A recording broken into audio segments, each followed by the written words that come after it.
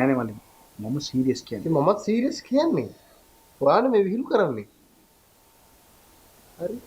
දැන් ඔයාලා අපිට අවශ්‍යතාවයක් හදලා ඒක අපේ කරපිට දාලා ඊට පස්සේ උඹලම අපිට කියනවා මොකක් හරි ණයක් වෙලා හරි උඹලගේ ටැබ් එකක් හරි මොකක් හරි ගනින් කියලා.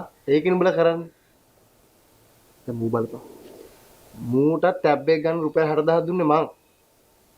උඹලා ඔච්චර අපිට ආදරේ ඉඳන්. උඹලා සල්ලි දාලා එකක් පටන් ගනිනවා. ඊට පස්සේ අපිට සල්ලි හම්බෙද්දී අපි උඹලට ඒක දෙන්න. හරිද? හරිද? දැන් මූ ඔය කියන තරම් ආර්ථික විද්‍යාඥයෙක් නම් ඔබට මුගෙන් සල්ලි ඉල්ලගන්න තිබ්බනේ. එතකොට හරිනේ. එහෙ නෙටා. මූ බස් එකේ ඇවිල්ලා අපිට ලම්බෝගිනි වලින් යන සාත්‍ර කියලා දෙනවා. ඒ පරියම් බයි යන්නේ.